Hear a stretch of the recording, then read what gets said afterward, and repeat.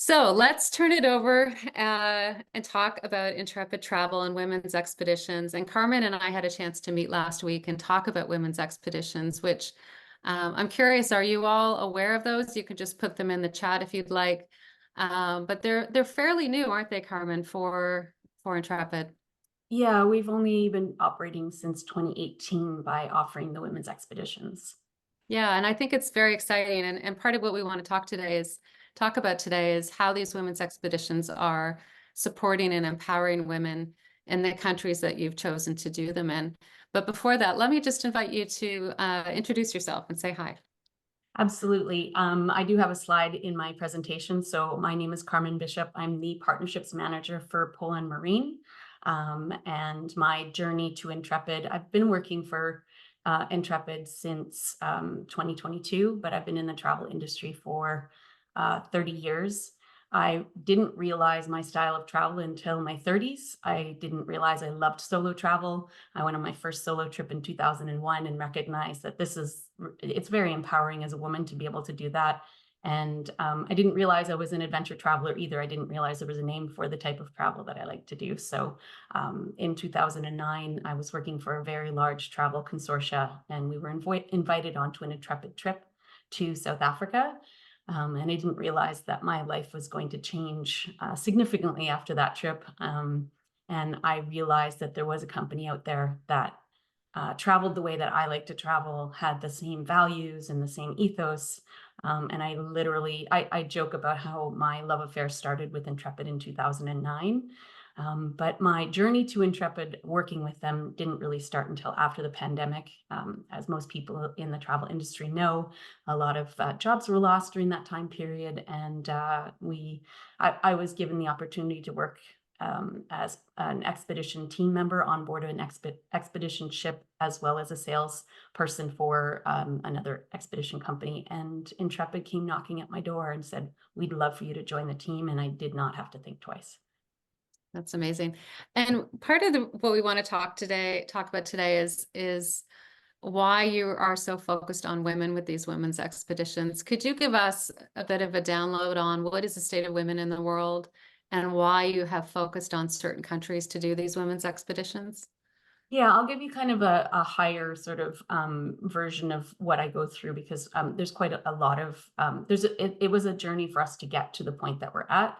But we recognized as a business that our largest demographic are women.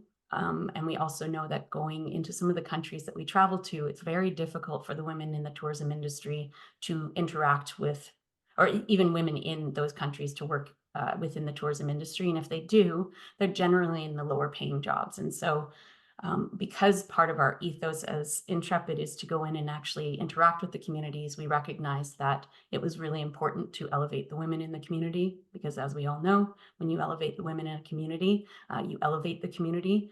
And so that's the Coles notes of how we did it, but I can go into a little more detail as we go through my That's great. presentation. That's great. Yeah. I think, there's some really interesting data points around women in tourism. I believe 8 of 10 people in the world are women in the tourism industry. Mm-hmm. Yet we also see that they also have the lowest status jobs, sometimes the lowest paid jobs. So Mm-hmm. part of what I believe you're trying to do through Intrepid is to help these women with employment. And also I think that we as women can make good choices about supporting women when we travel, which is why we have a women's travel directory in the first place and why we're trying to promote women-owned businesses and women entrepreneurs. So all of it fits really well together. Do you want to do some of your presentation and share some of that Sure. with our Yeah. viewers? And I want to encourage everyone, if you'd like to put any questions in the chat, please do so. And if we don't get to them right the second, we will as we go through things. Can you just let me know once you've seen the All presentation? good. Yep. Perfect. Okay, great. So again, thank you so much for joining us today and learning about how Intrepid is empowering women and breaking down those barriers of traditional tourism through our women's expeditions. This is the slide I was going to use to introduce myself. These are pictures of myself on different Intrepid trips. I personally have been on 8. I will be doing 4 this year as well. So by the end of the year, I'll have been on 12. I have a really good understanding of how our trips operate and how we interact with the communities. I personally take trips in a group environment, and sometimes I'll take a solo trip. So it really just depends on timing, on the destination I'm going to, and whether I actually have somebody who I can drag along with me or not. So these are some of the trips that I've been on myself. Well, that's enough about me. I really want to introduce you to Intrepid if you don't really know who we are. The part of who we are is that we are a small group adventure travel company. And when I say small group, it's anywhere from 10 to 12 people, because we recognize that the best way to see a destination is to really get into the nuts and bolts of a destination, interact with the community, and it's really hard to do that with a larger group. So we found that the magic number was 12. Generally, we have about 10. That's our regular amount that we have on our trips, but it could be up to 12. How we started, our founders were themselves, they found themselves on a trip in 1989. They were on an overland trip in Africa, and they recognized that there really wasn't a company that was going into these communities and elevating the communities. There were simply people just ticking off a box or going through like a book and saying, well, I need to go to these places. And they wanted to change the way we saw the world. And one of the things that they really wanted to entwine into our vision and into their vision and mission was that our product needed to be sustainable and experience rich. But we also wanted to change the way people saw the world through the joy of travel. And something that we're super proud of and is a really big deal for us is we are B Corp certified. And what that means is we are very transparent about the work that we do. So in 2018, we embarked on becoming certified, B Corp certified, and it's a stringent process. And we're very proud of the fact that every 3 years you have to be recertified, and we're in our 3rd session of being recertified for 2024. And when you're part of the B Corp certification group, we are part of a global community of over 5,000 businesses that are agreeing to meet the highest verified standards of social and environmental performance. And we are held accountable, and we must be transparent. Every year, we report on our progress. We have an integrated annual report. We just posted our 2023. It's on our website, and it goes all the way back to 2011. For those of you that have nothing to read, if you want to learn more, you can go through. Most of the documents are about 130 pages, but it talks about all of the things that we're trying to achieve, things that we need to remove from our business, and things that we'd like to move forward with. She must work for Intrepid. Cool. And sorry, did you have a question? Oh, I'm just gonna mute some people. Go ahead. Perfect. So what makes Intrepid Travel different? There's a lot of different companies now, as opposed to 1989, that are adventure travel companies. And I think probably the biggest difference between us and other companies is that we own and operate we have 30 destination management companies, or as we refer to them in the travel industry, DMCs. They do all of, they are the boots on the ground. They're the ones that do all of the operations in our destinations that we operate. And what that allows us to do is, not only does it allow us to hire people within the community, keep those tourist dollars in the community, but it allows us to also elevate and look for the best of the best, because anybody that works for Intrepid is part of the Intrepid family. And that means that anything that I get as an employee with Intrepid, somebody in Nepal or in Morocco will get the same standard of employment standards. So it's really important. We do a lot of training. We bring people and we try to move them up within the business. A key point that is different than us from the other adventure travel companies is we hire our leaders locally. We really believe the best way to see a country is through the eyes of somebody who was born and raised in that country. It really allows us to create those special moments. They will oftentimes have an insight into the destination that we would never be able to get if we were to hire somebody from, say, North America or the United Kingdom and bring them into a destination. We really just don't feel that that's the best way to have an authentic experience. We really want to get to the heart of a destination.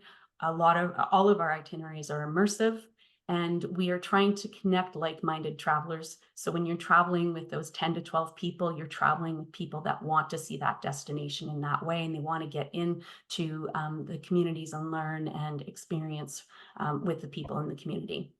And probably the last but most important is that we are incredibly climate conscious. We've been carbon neutral since 2010, and we were the first global operator with verified science-based targets, and we're really proud of that. So moving on, I really wanted to give you a snapshot of the women in our business so that you can understand where we're coming from and why we started doing the women's expeditions. So as I mentioned, we have our integrated annual report.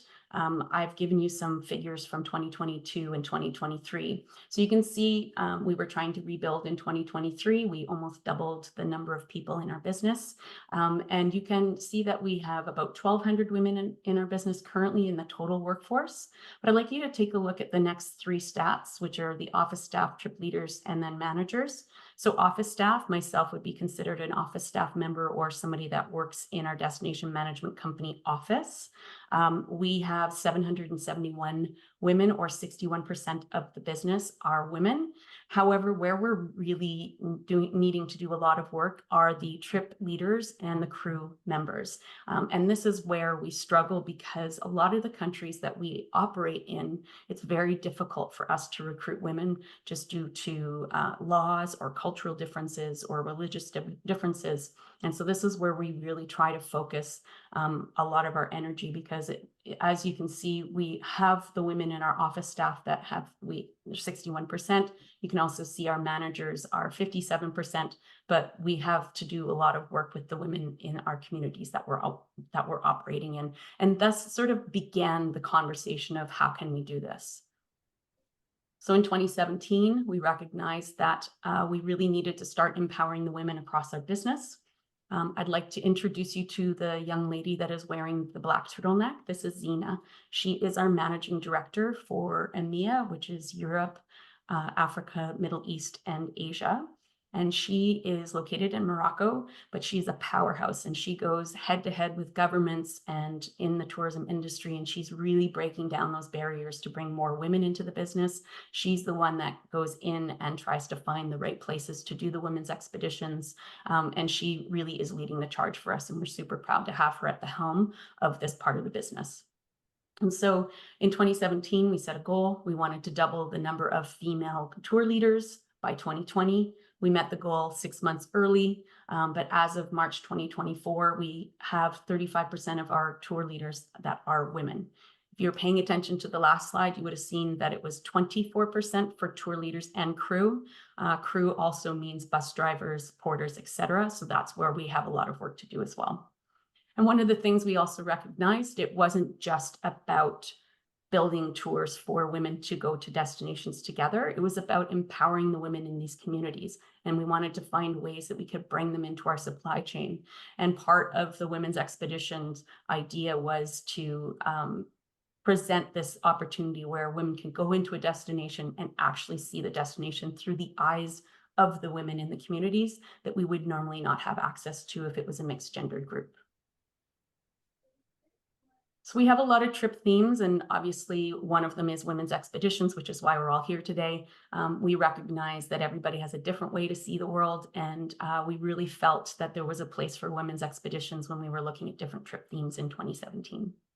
We really want to break down those cultural barriers of traditional tourism with our range of all-female adventures. So our women's expeditions, they are led by women, they are for women, and they are all about empowering the women in the communities we visit.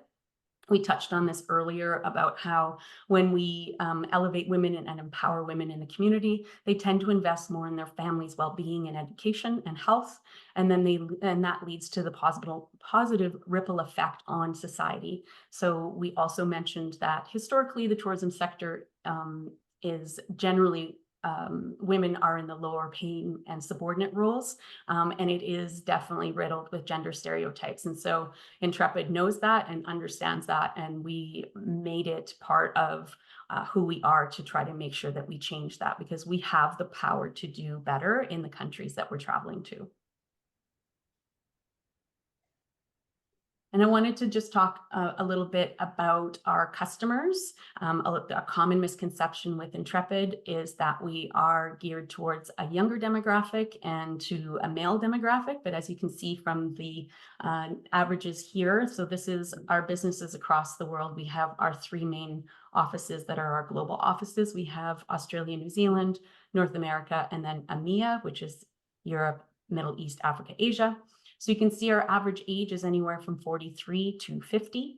And you can see that the average demographic are women. And so that was a really big proponent as to how we could do this. 50% of our travelers are solo travelers, and 60% of those solo travelers are women. So women's expeditions are an excellent way for us to get our women into the communities and visit these communities. Carmen, I wonder if this would be like a little opportunity to do a poll and just check in with people. Absolutely. Put this out here for all of you. So we have two polling questions. One is, have you ever traveled with Intrepid in the past? Yes or no? And then the other is, how important do you think it is to support women when we travel? And I'm hoping for one answer on that one, by the way, but let's see, we're looking at about 70% say no, have not traveled with Intrepid, and 100% very important to support women when we travel. So thank goodness for that. Yes. Phew. Just a quick question on, we had a question in the chat about, does your workforce reflect your customers? Are there older women working for Intrepid as well? And by older, you know, I mean over 50, or is it all kind of young people, or do you have a sense of that? So in the North American business, our business was pretty much decimated during the pandemic. So myself, and there are women that are of my demographic, and there are definitely a lot of younger people in the business, but it really depends on the part of the business that they're in. The people that are in leadership and the women that are part of the outside of the adventure consultant, which is who you speak to on the phone when you speak to us, they tend to be older. Our business in Australia, because it is an Australian-based company and has been operating since 1989, tends to have an older demographic because they've been more established longer. And the same is for the business in Europe. Yeah. And what about trip leaders? Are because that's what I find too, is it's important to have an older, for me anyways, an older woman. Yeah, it really depends on the destination, and it really depends on how long we've been operating in that destination. We do make an effort to make sure that when we go in and recruit, we're recruiting from the marginalized areas, because we want to elevate the people from those communities and get them into our business and elevate them. So I couldn't say across the board there's a specific demographic, but I know that that's our focus. Great, thank you. Great. I want to mention there's another question here. Diana Eden, who's our 83-year-old writer who writes for JourneyWoman, went on an Intrepid trip last year or I guess it was 2 years ago, to Morocco. She did a culinary trip, and I'll put the link in the site. But she quite enjoyed it. And she was the oldest person on the trip, but she still enjoyed it, being with a lot of young people and the energy and everything. So anyways, I'll put that link in. I think when you're traveling, and this goes for any kind of group travel, right? You can kind of decide for yourself what you want your day to look like. You don't necessarily have to do everything. So anyways, I'll let you carry on. For sure. And I'll share that out of all the trips that I've been on, each trip has been different, and there's been different demographics. When I went to Turkey, the age ranged from 29 to 85, and the 85-year-old was by far the most popular person on the trip. Yeah. She was so much fun. But I'm going on a cycling trip. I'm cycling the Danube in June. I am the youngest person on the trip, and I'm 54. So it really just depends on where you're going. And it could just be simply who chooses to go at that time. So I've never been on a trip where it's just been young people. This will be my first time being on a trip where I am the youngest. So this is going to be an experience. But I am looking forward to that. But it really just depends. I don't think that there's predominantly one age category or one demographic on every single trip. It's really different. So there's a variety. So I hope that answers that question.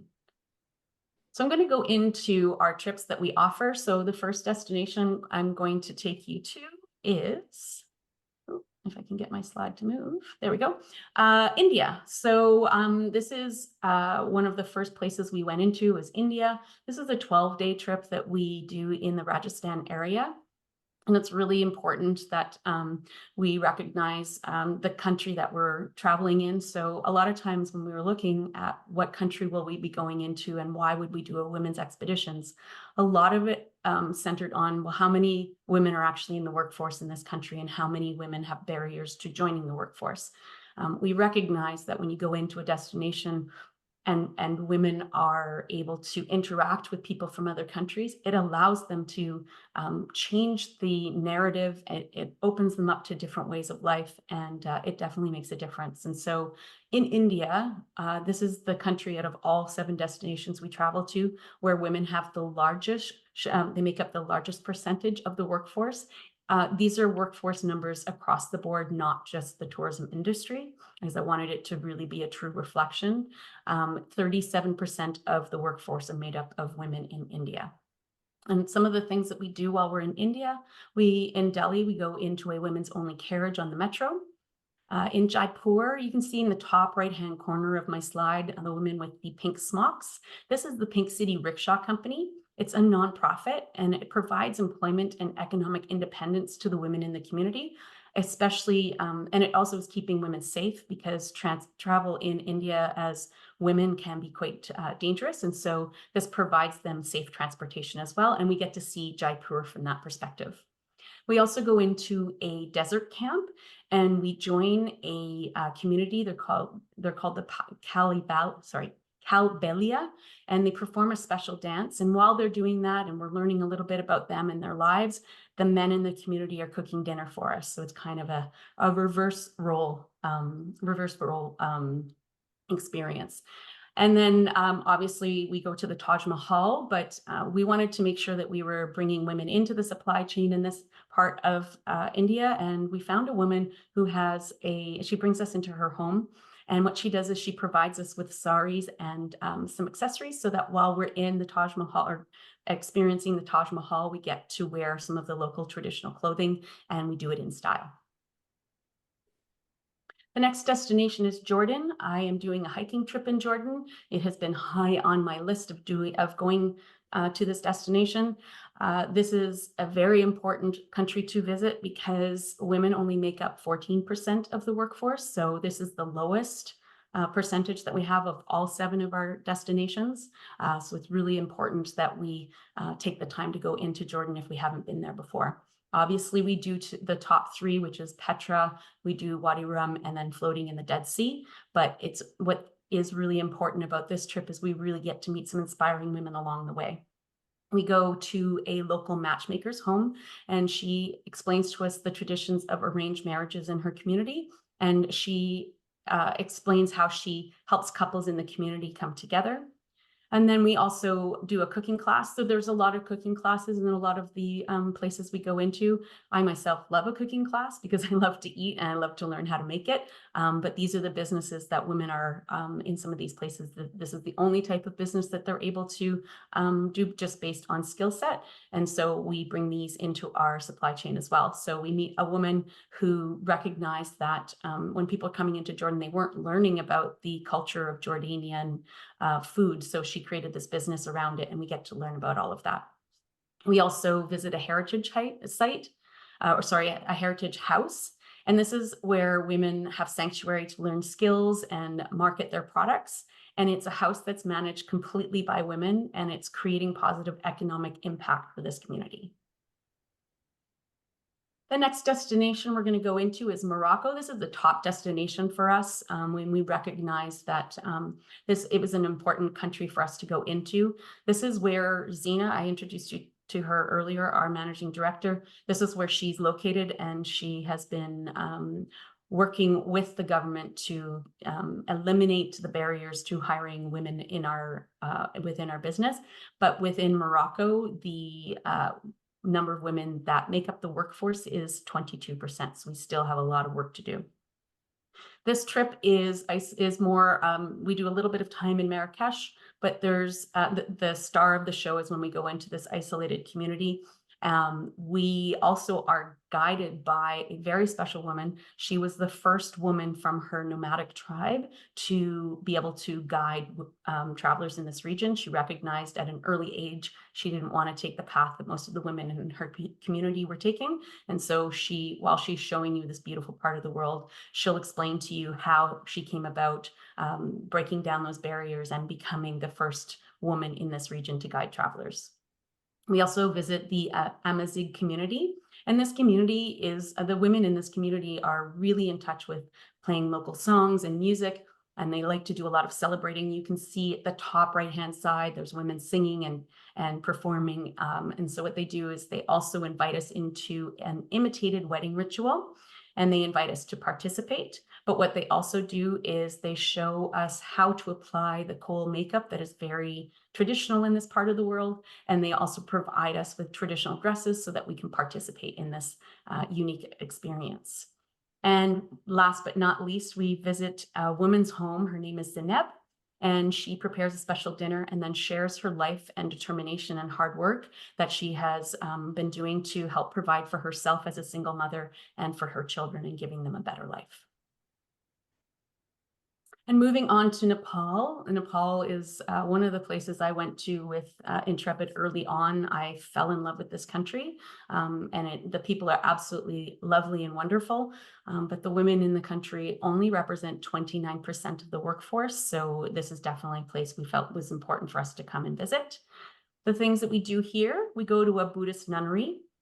Buddhism is generally not studied by women, and this is a place that really provides a safe space for them to do so. We go into a cooking class, or we join a cooking class with an organization called 7 Women. And this is an organization that has empowered over 5,000 women in Nepal, and we get to learn some of the local dishes and learn how they are empowering women in Nepal. We also go to a Tibetan refugee camp on the border. And this is a really special experience because there's a woman who was born and raised in the Tibetan refugee camp.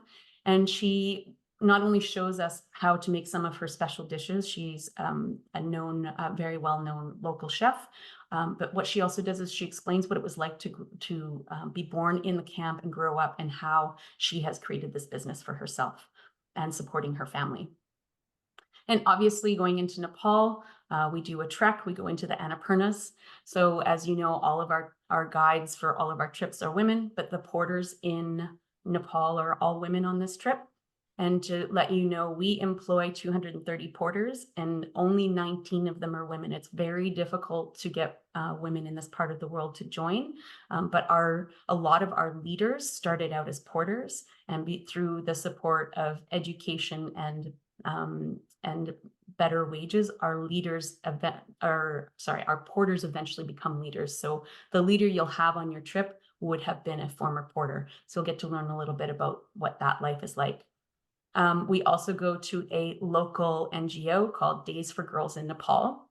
There's a place in Nepal where the local women are trying to eliminate a practice that is called chowpatty. And chowpatty is a practice that prohibits women and girls in the community from participating in family activities while they're menstruating.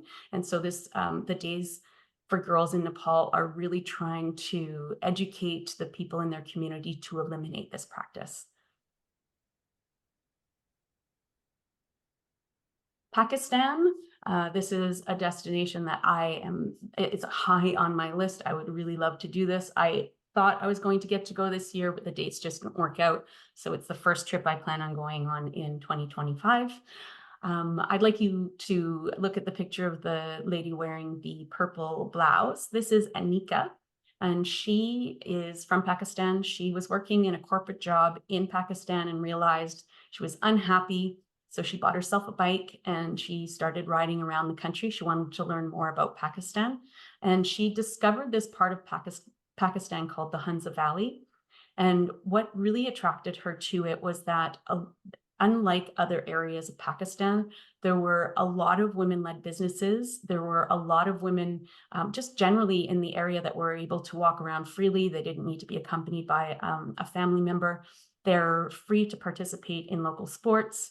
And she really felt that the women were hospitable and loving, and she fell in love with this part of Pakistan, and she terms it it's heaven on earth just because of where it's located up in the mountains and just the communities and how wonderful it is. So in this part of Pakistan, we are invited into a lot of women's homes. We learn about their traditions. They teach us how to cook their dishes. We learn about their way of life. And then we visit a cafe that is run completely by local women. And we also spend the night in a female-owned hotel in the Hunza Valley, which is very unique and very rare. So this is an experience that is top-notch. And then finally, one of the things we do, which is one of my favorite activities that we could do in Pakistan, is we go into a local salon, and when they close the doors, you sit down in the chair, and then the women in the salon start to do your hair and chit chat to you and gossip about the people in the community, and you learn a little bit more about what it's like to live in that community. And Pakistan, only 22% of the workforce is made up by women. Carmen, what's the level of physical activity required on these kinds of trips? Is it hiking, walking? What's your... Yeah, that's a really good question. Each trip is different. The one in Morocco and the one in Pakistan, you need to have a decent amount of fitness. We rate all of our trips on a scale of 1 to 5, 1 being the lowest ability to physical ability to the highest, which is 5. And that would be our hiking to base camp at Mount Everest. So I'm pretty sure all of the women's expeditions don't exceed a 3. Okay, great. Thank you. Yeah. That's Pakistan. Let's talk about Saudi Arabia. This is our newest destination. I'm going to be totally transparent. I was unsure of when we were launching this because I personally have my own feelings about Saudi Arabia. But once I learned about how we went about it and why we were doing it, I started to recognize why it was super important for us to do that. Obviously, with all of our women's expeditions, we really want to create opportunities for local female leaders and guides, and we want to support women-owned and operated businesses across our supply chain. And we have been getting a lot of people asking us to, are you going into Saudi Arabia? And because Saudi Arabia opened up in 2019, we felt that if we were going to do it, the only way we would do it is with a women's expedition. And part of how we did this, we took a long time to do this. We did a lot of research. We wanted to make sure that who we traveled with was not associated with the government of Saudi Arabia. And so we found a business that is owned by the young lady in the brown shawl that is sitting on the top left-hand side. And her name is Sarah Omar. She's a young mother of 2. And she started her own travel company to empower Saudi women to travel solo overseas. And now she's welcoming visitors into her home. And so with that being said, some of the activities that we do in Saudi Arabia, we do some cooking classes, we meet some pottery artists, we go to a women-owned salon, we are joined, a host family asks us to join them for a home-cooked meal, and then we stay in a female-owned boutique hotel. We also go to Medina, which is the second holiest site in Islam after Mecca, with a female local guide. And we also go to Jeddah's Al Balad by bullet train. You can see the lady that is sitting in the train in first class. This is a UNESCO World Heritage Site, and we get to meet the first female guide in Saudi Arabia named Abir. We finish our trip off with a cruise on the Red Sea, and then we get to end it all on a private women's-only beach for sunset. And in Saudi Arabia since 2019, because we didn't really have statistics before then, but 30% of the workforce is made up by women. There's still a lot of work to do, but we really feel that if we're going to go into Saudi Arabia, we should go in this way. And our last destination, which is one of my favorites, is Turkey. I have been to Turkey. I'll be going to Turkey for my 4th time this year. It is a very special and unique place, and every time you go, it'll be different. I really feel that seeing it through the eyes of the women in Turkey is really, really beautiful. I'd like to introduce you to the lady that is standing in front of the coach wearing the black jacket. In Turkey, she was the first female ambulance driver. And when she was employed, she recognized that she absolutely loved driving. And so when it was time for her to move on from being an ambulance driver, she was looking for jobs where she could continue driving. And she realized that the tourism industry would be perfect for her. So when you're on the women's expeditions with us, she is your coach driver, as well as you have your woman tour leader as well. One of the things that I wanted to also point out about this trip to Turkey, there's a lot of inspiring women. Of course, all of the destinations we go to have lots of inspiring women, but we get to really interact with a lot of the women in Turkey. One of my favorite things about when we go to Turkey, there is a woman she's on the top left-hand side. She's serving food out of a pan. She is a woman who was married. She was not a single mom. She was a stay-at-home mom. And her husband, she'd been a stay-at-home mom for 18 years, had not been in the workforce. Her husband came home one day and said that their business had gone bankrupt, and she didn't know what they were going to do for money because there was no opportunities in her community. So she did what any woman would do. She rolled up her sleeves. She went to a neighbor and asked to borrow money to buy a bag of flour and to buy some meat. And then she started making traditional Turkish, they're like little pastries, and just started selling them on the side of the road. In the first couple of days, she only sold a couple. And then as people started to stop, word got around the community that the food she was producing was absolutely the most delicious. And by about 3 months in, people were telling her, you need to open a restaurant. You need to create this business. And here she is. She has her own restaurant. We are invited into her restaurant for lunch. She explains how she was able to create this restaurant. She employs only local women. She is a renowned chef in the area as well, and very inspiring for our Turkish itinerary. We also get to interact with a mother and daughter, and we learn the art of fortune telling through the grounds of our coffee, because Turkish coffee, if you've ever had it, is incredibly strong, and your grounds are at the bottom. And so they teach you how to tell your fortune by reading those grounds. And the final thing that you do on a trip to Turkey, which is one of my favorite activities, no matter where I am in the world, if you've ever done a hammam, you understand. You have never felt as clean as you have after doing a hammam, but it's also a very intimate experience to do with women. There's a lot of giggling, there's a lot of storytelling. It's absolutely lovely, and it's the best way to finish a trip into Turkey. And just so you know, the women in Turkey make up 32% of the workforce. However, it is very common, and this is something we've learned as we operate in Turkey, is that women are generally harassed out of the workforce, and it's represented in their parliament as only 17% of the seats held are held by women. So women can get into the workforce, but then they're pushed out. And so it's important for us. We have a lot of work to do in Turkey. Carmen, there's a question about how you find these amazing women that you connect with on the ground. What's the process by which you identify, the female restaurant owners and tour guides and all these entrepreneurs that you're meeting with? Yeah, and that's a key part of what makes us very unique with Intrepid, because we own and operate these businesses, and because we hire people locally. These are the people that they know from the communities. They go into the communities and they start to investigate. They look for ways to bring women in. We work with the tourism boards as well. Sometimes they'll have an insight into who to speak with. We learn, especially about this woman with her restaurant, we learned that she's famous for her restaurant and her food. So we did some research and recognized that this was a special spot to start. And again, that also goes to the woman in India, where she had that very simple business of just providing saris and accessories. So we will go on the ground and start looking for women that are trying to elevate themselves by having even a very simple business as simply as providing clothing to visit a landmark. So it's really the hard work of the people in our communities that in our DMCs and going into those communities. Great, great. Maybe we'll just pause here. I want to launch Yeah. another poll and get some feedback on Of course, yeah. On what countries are most appealing, having seen this now.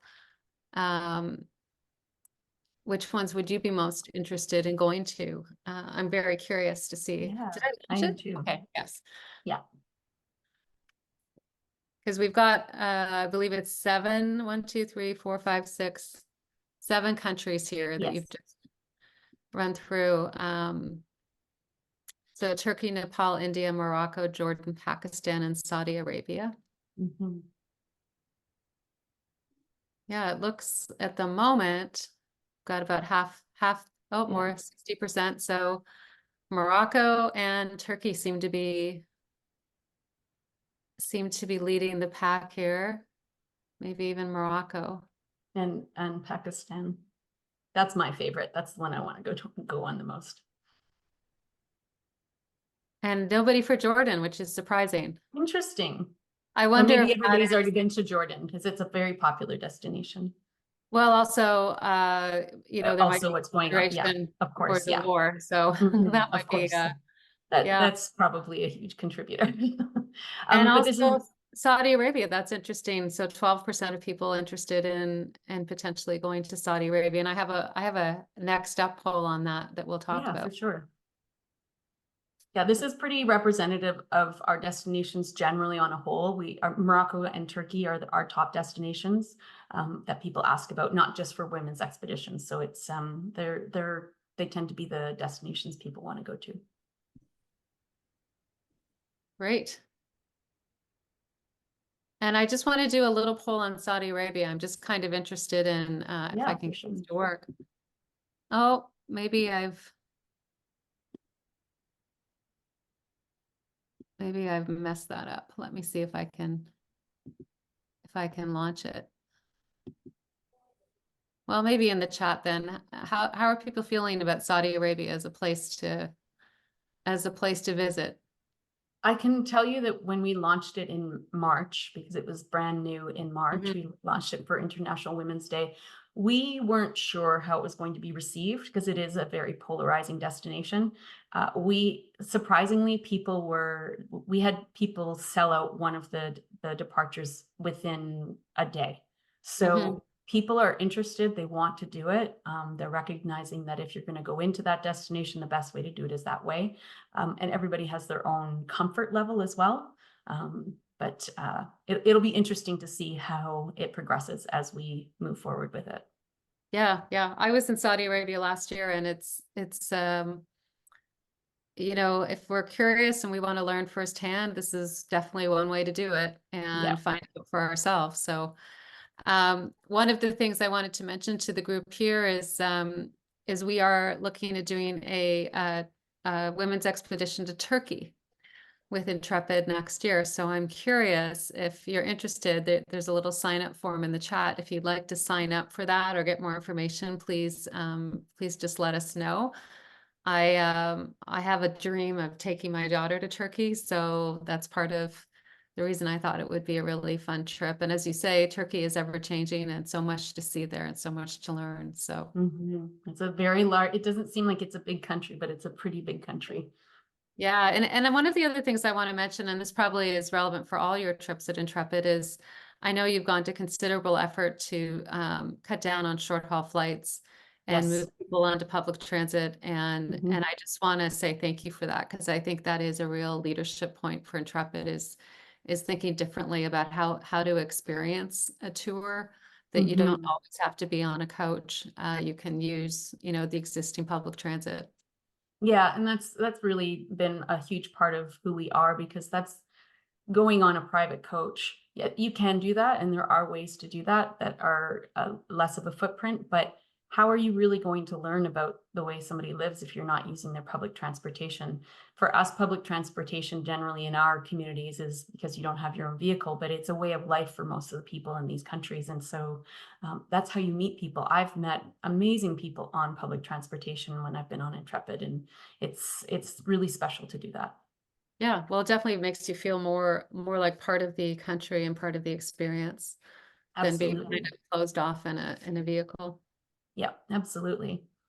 I also wanted to just give you a couple of examples, because of course, we're doing lots of work with our women's expeditions, but I wanted to also share that the things that we do at Intrepid, I'm just going to try and, there we go. We don't just simply focus on bringing women into our supply chain in the countries that we go to for women's expeditions. We do it throughout all of our itineraries. It's very important for us that we do focus on bringing them in. So these are just 4 examples. In any place that you're traveling to, there's generally going to be some interaction with the women's business, because we're trying to focus on that, because it is part of what we're trying to do to change the world. But these are some examples. We've got a young lady in Cambodia. So if you're on our Real Cambodia, you'll get to meet Koi. She loves riding motorcycles. She realized she loved them very quickly and early on, but she felt like there wasn't a job for her. She also recognized that women in the community, a lot of times if they lost their husband or if they were divorced, they had no way to support their families. And so she created this business, and she employs 12 drivers. She has 3 tuk-tuks. She brings people all over Angkor Wat. I myself have done something like this through with a tuk-tuk. Unfortunately, I've never met her, but it's a really unique way to see Angkor Wat. And she has plans to expand her business outside of Siem Reap. So she's a business we want to support.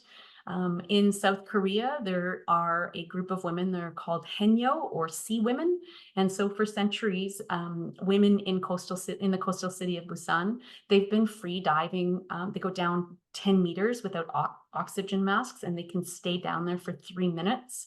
And what they're doing is they're foraging for shellfish to support their families.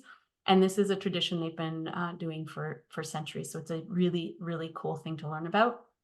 We also have an expedition, not a women's expedition, but we have an expedition in Tunisia. And there's this powerhouse in Tunisia. Her name is Sadiqa. She, in 1984, realized that she wanted to be a glassblower, but it was a predominantly male industry. And so she was like, I'm going to break through this. She recognized that there was a lost art of Venetian glass blowing in Tunisia. So she went to Venice, she learned all about it, and she brought it back to Tunisia. And now she owns and operates an internationally known glass blowing family business, and she employs 30 people. So that experience is incredibly unique and so inspiring to learn about her. And then last but not least, in South Africa, we work with the Black Mambas. And the Black Mambas are an all-female anti-poaching ranger unit. And what we do in the itinerary is we spend the night near their headquarters. And during the day, we do a bushwalk with them, and they teach us about how they are destroying poacher snares and the work that they're doing. And then at night, we learn a little bit more around the campfire, and they start explaining some of the ways that they're making waves in a typically male-dominated industry to protect the wildlife. That's great.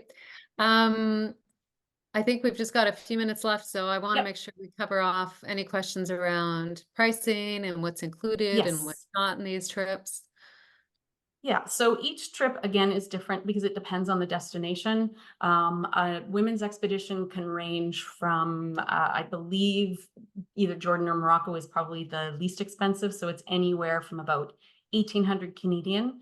Our Saudi Arabia trip is the most expensive because it's very difficult to find accommodation that is not luxury, because we're not trying to find a luxury trip, but that's about $7,800 Canadian. So, and it runs in between.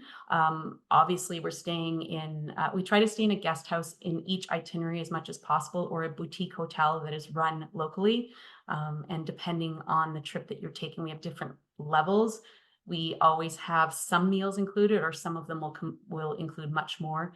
Some activities are included, and it depends again on the destination. All of the activities are included. So all of that information is on our website, and we also we break down prices if you want to do activities that are not included, because we also recognize some people want to be independent and do their own thing and don't want to always be with the group. So it just really depends.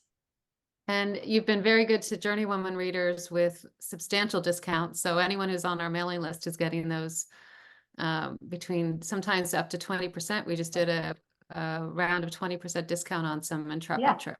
That was my next slide. Yeah. Look at that segue. So if you're wanting, I think it ends tomorrow. If you're wanting to book, make sure you write down the code 692215, and then you can apply that to your women's expeditions if you're traveling from up until the 30th of September. Awesome. Yeah. Okay. Any questions from the group? I see a question here about what's next for women's expeditions. Cambodia, South Korea. They keep that stuff really tight-lipped. I wish I knew. I have given them my suggestions, but who knows? We shall see. I know that they're wanting to expand it. We used to have much more pre-pandemic, but now we're just trying to rebuild it and make sure that we're doing it in the way that reflects all of the work that we're trying to do. Well, if nothing else, oh, there's an age limit question. Yeah. You have to be 16 years old, and there's no age limit as long as you can do the activities on the trip. And it's pretty self-explanatory when you're on the trip. I'm just going to close my and stop sharing here. Yeah, so there's not really an age limit per se as the farther end of the spectrum, but you need to be at least 16 years old. Yeah, and I think what I really like about Intrepid's trips and is that you are so focused on the women, not just as the traveler, but also in the communities, supporting women-owned businesses. And I think it's really important for us as women to think about this when we're booking trips, when we're booking travel, is how can I support a women-owned hotel when I travel, whether it's with you or just on our own. Thinking, is this restaurant women-owned? Is this tour company women-owned? Like, these are all things we can be thinking about when we're booking travel, and not just booking based on price, which gets you, perhaps more, cost effective, I guess, but we might as well use our dollars for good, right? I mean, that's really what this is all about, I think. It really is. And we try to make sure that we're like, even in our polar trips, our expedition leaders are women. And that is such an impact that these women are controlling the operations of 200 passengers. It's just absolutely inspirational. So it's not just in our women's expeditions. We try to do as much work as possible across all of our trips that we do. Yeah, the other great point is how many women are employed by Intrepid. And you've got a lot of women in senior management positions too, which I think speaks volumes about your commitment to women. So I would like to see more travel companies having women in leadership roles and as tour directors. I think it's really important. So I hope this webinar has been helpful for everyone. If you've got any more questions that we didn't get to today, please feel free to email me at editor@journeywoman.com, and I will make sure they get to Carmen.